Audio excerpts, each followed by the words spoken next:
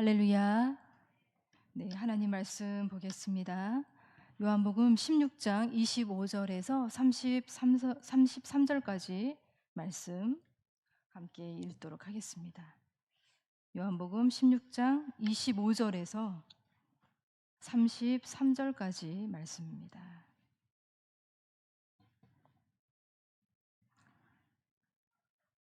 함께 합독하시겠습니다. 시작. 이것을 비유로 너희에게 일렀거니와 때가 이르면 다시는 비유로 너희에게 이르지 않고 아버지에 대한 것을 밝히 이르리라. 그날에 너희가 내 이름으로 구할 것이요 내가 너희를 위하여 아버지께 구하겠다 하는 말이 아니니 이는 너희가 나를 사랑하고 또 내가 하나님께로부터 온 줄 믿었으므로 아버지께서 친히 너희를 사랑하심이라. 내가 아버지에게서 나와 세상에 왔고 다시 세상을 떠나 아버지께로 가노라 하시니 제자들이 말하되 지금은 밝히 말씀하시고 아무 비유로도 하지 아니하시니 우리가 지금에야 주께서 모든 것을 아시고 또 사람의 물음을 기다리시지 않은 줄 아나이다.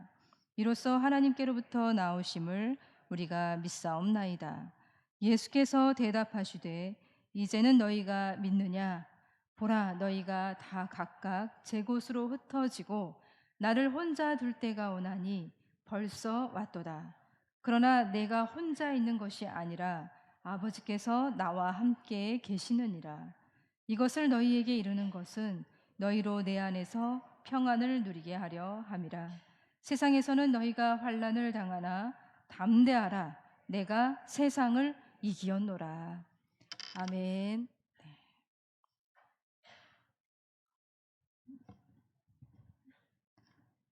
여러분, 우리는 한 사람의 삶을 얼마나 잘 알 수 있을까요? 어떤 사람이 다른 어떤 사람을 정말 완벽하게, 완전하게 이해할 수 있을까요? 어떤 사람이 어떤 한 사람을 정말 있는 그대로 알고 이해해 주는 것이 가능할까요? 목회자가 이 성도들 한 사람 한 사람을 정말 있는 그대로 알고 이해해 주는 것, 너무나도 중요하겠죠. 반대로 다른 교회 성도들은 모르겠지만 우리 교회 성도들은 우리 교회 목회자를 정말 있는 그대로 이해하고 알 수 있을지 모르겠습니다. 부모들이 그 자녀를 정말 있는 그대로 알고 이해해 줄 수 있을까? 반대로 자녀들이 그 부모를 있는 그대로 이해해 줄 수 있을까? 사실 요즘 굉장히 핫한 드라마가 있습니다. 넷플릭스에서 이제 반영되었던 폭삭 속았수다라는 드라마가 있는데요. 혹시 보신 분이 계실까요? 아, 네. 딱 한 분이시네요. 굉장히 재미있어요. 그래서 저도 가끔씩 유튜브로 짤로 이렇게 보고 있는데 엄마 애순 그리고 아빠 관식의 그 러브 스토리로부터 시작해서 그 가정의 이야기, 대를 이어가는 그 가정의 이야기가 얼마나 맛깔나게 전개되고 있는지 모릅니다. 어 거기서 이 딸 금명이가 있는데요. 이 딸 금명이가 엄마 애순의 그 삶을 정말 있는 그대로 이해하고 또 알기까지는 많은 세월이 필요했습니다. 특히 이제 아기를 낳았을 때 엄마 애순의 그 삶을 정말 통절하게 느끼고 울면서 감사해야 하는 그 모습이 아주 감동적으로 방영이 되었었습니다. 부모가 되어서야 부모의 마음을 알게 되는 거죠. 우리 딸들은 아기 낳을 때 특히 더 그런 걸 느끼는 것 같습니다. 그런데 여기 예수님의 제자들이 이제 곧 십자가에 죽으실 예수님의 마지막 이 메시지를 듣고 있습니다. 그분이 그 마지막에 죽음을 앞에 두고 마지막에 제자들에게 이렇게 말씀하십니다. 우리 28절의 말씀을 함께 읽어보도록 하겠습니다. 시작. 내가 아버지에게서 나와 세상에 왔고 다시 세상을 떠나 아버지께로 가노라 하시니. 네, 내가 아버지께로부터 나와서 세상에 왔는데 이제 곧 이 세상을 떠나서 다시 아버지께로 돌아간다. 그러니까 이제 곧 죽어서 부활해서 다시 아버지 품으로 돌아간다. 이 모든 것이 압축된 이 한마디 말씀을 통해서 예수님은 자신이 어디로부터 왔고, 자신이 어디에 속해 있었고, 자신이 결국 다시 돌아갈 곳이 어디인지, 당신이 이 세상에 오신 목적과 그 죽음이 의미하는 것이 무엇인지 함축해서 이 한마디 말씀에 말씀하고 계십니다. 나는 이 세상에 아버지께로부터 나와 이 세상에 왔고 다시 세상을 떠나 아버지께로 가노라. 이 결정적인 순간에 말씀하신 예수님의 이 말씀은 결코 가벼운 말씀이 아니었습니다. 자신의 모든 것이 담겨져 있는 너무나도 무거운 말씀이셨습니다. 그런데 제자들은 예수님의 이 모든 것이 담긴 이 말씀을 정말 제대로, 정말 그대로 이해하고 있었던 걸까요? 그래 놀랍게도 제자들이 이렇게 답변을 하고 있습니다. 28절과 29절의 말씀, 잠깐만요. 네, 우리 제자들의 답변을 한번 같이 읽어보도록 하겠습니다. 29절, 30절 시작. 제자들이 말하되 지금은 밝히 말씀하시고 아무 비유로도 하지 아니하시니 우리가 지금에야 주께서 모든 것을 아시고 또 사람의 물음을 기다리시지 않는 줄 아나이다. 이로써 하나님께로부터 나오심을 우리가 믿사옵나이다. 네, 이 표현을 유진 피터스 메시지 성경에서는 이렇게 표현을 하고 있습니다. 드디어 선생님께서 비유로 표현하지 않으시고 명백하게 직설적으로 이제야 말씀해 주시는군요. 이제야 저희는 선생님께서 모든 것을 알고 계시며 모든 것이 선생님 안에서 하나로 모아진다는 것을 알겠습니다. 이제야 알겠습니다. 더 이상 선생님에 대해 의문을 갖지 않아도 되겠습니다. 저희는 선생님이 하나님께로부터 오셨다고 확신합니다. 네, 이제야 알았고요. 이제야 확실히 믿게 되었습니다. 제자들이 그렇게 대답을 한 것이죠. 그동안 3년 동안 예수님이 줄곧 말씀해 오셨던 그 어려운 말씀들, 그 비유의 말씀들, 이제 방금 전에 예수님이 하신 말씀 때문에 그동안에 하셨던 모든 말씀이 다 이해가 되었습니다. 다 알아차려서 속이 다 시원해졌습니다. 제자들이 그렇게 답변을 하고 있는 것입니다. 주님, 우리는 이제야 모든 것을 다 알아차렸고요. 한치의 의심도 없이 너무나도 확고하게 예수님을 믿게 되었습니다. 그렇게 말하고 있는 거예요. 정말 그랬을까요? 정말 그들의 마음이 확 열려져서 예수님이 말씀하신 그 계시의 말씀을, 그분의 실체를 빛 속에서 확실하게 알아차리고 예수님에 대한 모든 불안과 의혹이 다 해소되어서 예수님이 하나님의 아들이시라는 이 사실을 완전한 믿음으로 믿게 된 것일까요? 그런데 예수님이 다시 이렇게 말씀을 하고 계십니다. 31절, 32절의 말씀 함께 읽어보겠습니다. 시작. 예수께서 대답하시되 이제는 너희가 믿느냐? 보라, 너희가 다 각각 제 곳으로 흩어지고 나를 혼자 둘 때가 오나니 벌써 왔도다. 그러나 내가 혼자 있는 것이 아니라 아버지께서 나와 함께 계시느니라. 네.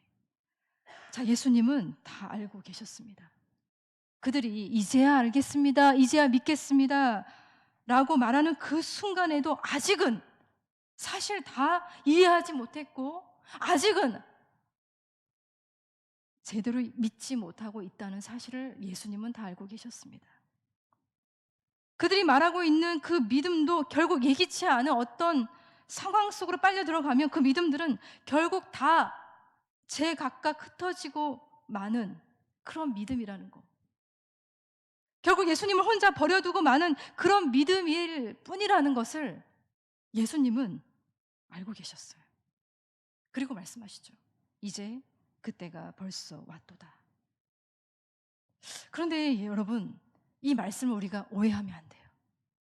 사실 이 말씀 속에서 예수님은 제자들에게 내가 그동안 3년 동안 그렇게 가르쳐 줬는데 이제야 믿는다고? 이제서야 제대로 믿는 거니? 라고 하시면서 꾸중을 하시거나 비난하시는 그런 말씀이 아니에요.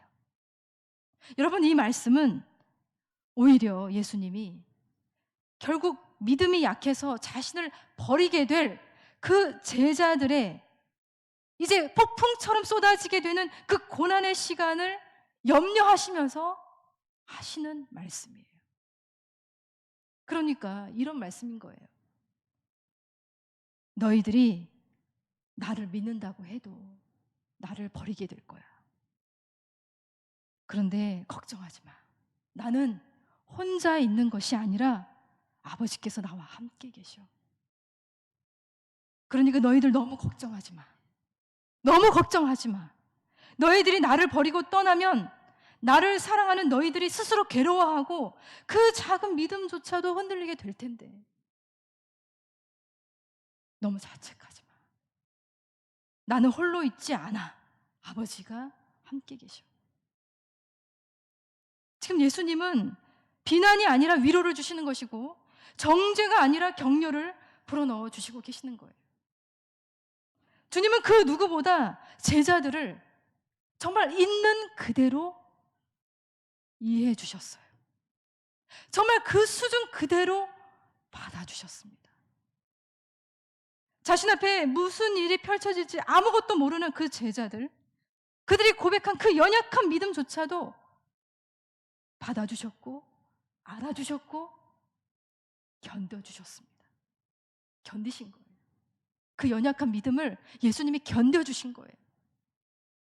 결국 그들의 연약한 믿음이 고통의 시간을 지나서 부활하신 주님을 만난 후에야 온전한 믿음에 이르게 될 거라는 것을 예수님은 아셨기 때문에 지금 이 수준의 믿음을 예수님은 견디신 거예요.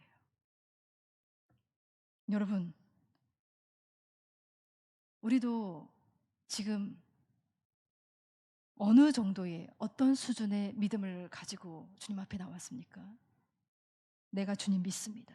내가 주님 사랑합니다. 주님을 높여드린다 해도 여러분 힘들고 어려운 시간이 다가오면 어떤가요? 네, 우리도 이 제자들처럼 제각각 흩어지고 마는 그런 믿음, 그 믿음의 수준일 거예요. 우리가 만약 예수님처럼 우리도 철저히 홀려 버려지고 홀로 있는 시간이 찾아오게 되면 어떨까요? 온전한 믿음으로 그 시간을 견뎌낼 수 있을까요? 그렇지 못할 거예요. 불평하고 원망하고 분노하고 증오하고 저주하고 그렇게 될 거예요. 그런데 이러한 우리의 믿음조차도 우리 주님은 받아주시고 견뎌주신다는 사실이에요. 박완서 작가가 한 말씀만 하소서라는 그 제목의 책을 쓴 적이 있는데 25년 5개월을 살다가 갑작스럽게 하늘로 떠나버린 아들 원태를 두고 그녀가 이렇게 하나님께 기도를 했습니다. 하나님, 사랑 깊은 아이로 점지한 내 아들이 왜 죽어야 했는지 더도 말고 덜도 말고 딱 한 말씀만 하소서. 딱 한 말씀만 하소서. 한 말씀만 해주세요. 한 말씀만 해주세요. 우리도 그렇게 기도할 때가 있지 않는가요? 딱 한 말씀만 해주세요. 내 마음 좀 시원하게 한 말씀만 해주세요. 그 말씀만 있다면 이 괴로움이, 이 원통함이, 이 외로움이 눈 녹듯이 사라질 수 있으니까 하나님, 나에게 한 말씀만 해주세요. 그런 순간이 우리에게 있습니다. 여러분, 그러나 기억해 주시길 바라요. 그러한 우리들의 약함을 있는 그대로 이해해 주시고 받아주시고 견뎌주시는 우리 주님이 우리가 홀로 있는 그 시간에 찾아오신다는 약속의 말씀이에요. 자, 우리 26절과 27절의 말씀을 한번 읽어볼까요? 시작. 그날에 너희가 내 이름으로 구할 것이요 내가 너희를 위하여 아버지께 구하겠다 하는 말이 아니니 이는 너희가 나를 사랑하고 또 내가 하나님께로부터 온 줄 믿었으므로 아버지께서 친히 너희를 사랑하심이라. 사랑하심이라. 여러분, 우리가 예수님의 이름으로 예수님을 구하면 그분이 어떻게 찾아오신다고요? 사랑으로 찾아오신다는 거예요. 사랑으로 찾아오십니다. 우리가 이 시간에 기도할 때 우리 주님은 사랑으로 찾아오십니다. 예수님은 배신의 시간, 그 홀로 되는 그 철저히 고독한 그 시간을 어떻게 견디셨을까요? 바로 사랑으로 찾아오시는 아버지로 인하여 견디셨습니다. 사람들이 보기에 예수님은 너무나도 비참한 상태였을 거예요. 십자가를 짊어지셔야 했던 예수님의 그 모습은 너무나도 버림당한, 너무나도 비참한 그 모습. 혼자서 이 힘든 싸움을 싸우실 수밖에 없는 것처럼 그렇게 보였을지도 모르겠어요. 그러나 여러분, 보이는 게 다가 아닌 거예요. 그분은 혼자가 아니셨습니다. 그분은 충만한 하나님의 임재 속에 거하셨습니다. 하나님과의 깊은 교제 속에 계셨어요. 주님은 홀로 고독한 싸움을 싸우고 계신 것이 아니라 아버지와 함께 그 시간을 견디고 계셨던 겁니다. 여러분, 기도자 여러분, 우리도 우리에게 찾아온 홀로 있는 그 시간을 그렇게 함께 견디셨으면 좋겠습니다. 여기에 홀로 계신 분들이 얼마나 많이 계십니까? 그 홀로 있는 시간을 어떻게 견디십니까? 충만한 하나님의 임재 속에서, 하나님과 친밀한 교제 속에서 사랑으로 찾아오시는 주님의 음성을 들으면서 견디시길 바랍니다. 그리고 또 주님은 이렇게 격려하시며 말씀하고 계세요. 우리 33절의 말씀 함께 읽어보겠습니다. 시작. 이것을 너희에게 이르는 것은 너희로 내 안에서 평안을 누리게 하려 함이라. 세상에서는 너희가 환난을 당하나 담대하라. 내가 세상을 이기었노라. 아멘. 여러분, 종말에 가서 우리가 부르게 될 승리의 노래는 우리가 이겼다, 이게 아니에요. 우리가 이겼다가 아니에요. 죽임당한 어린 양이 이기셨다. 주님이 이기시는 겁니다. 결국 우리 예수님이 이기시는 거예요. 승리는 누구의 것? 주님의 것입니다. 예수님이 이기시고, 그리고 예수 믿는 우리도 예수님의 승리를 함께 공유하게 되었어요. 그래서 우리는 이렇게 외칠 수 있습니다. 예수 때문에 나도 이겼다. 우리 한번 외쳐볼까요? 예수 때문에 나도 이겼다. 시작. 예수 때문에 나도 이겼다. 우리 옆에 계신 분에게도 예수 때문에 당신도 이겼습니다. 시작. 예수 때문에 당신도 이겼습니다. 이겼습니다. 누구 때문에요? 예수님 때문에요. 여러분, 난폭한 이 세상이, 나를 홀로 되게 하는 이 세상이 결정권을 가지고 있지 않다는 거예요. 이 세상의 결정권은 누가 가지고 계십니까? 우리를 사랑하시는 우리 주님이 갖고 계시는 거예요. 그분이 죽기까지 복종하셨기 때문에 죽음은 패배했고, 그와 동시에 모든 영적인 어둠과 죄의 세력들도 패배하게 될 것입니다. 그러니 주눅들지 마세요. 주눅들지 마시고 내 승리를 너에게 주겠다 말씀하시는 주님의 음성을 여러분 들으시길 바랍니다. 최근에 기독교인을 박해하는 숫자가 지금 계속 늘어나고 있다고 합니다. 여러분, 우리는 굉장히 믿음 생활 편하게 하고 있지만 지금까지 유례가 없을 정도로 엄청나게 많은 그리스도인들이 박해를 받고 있어요. 세계 기독교 박해 지수에 따르면 2024년도에 3억 6,500만 명이 나 되는 그 기독교인들이 박해를 받고 있고, 잔혹하게 고문을 당하거나 살해당하는 일들이 많이 있다고 합니다. 세상에서 환난을 당하고 있는 그리스도인들이 엄청 많이 있습니다.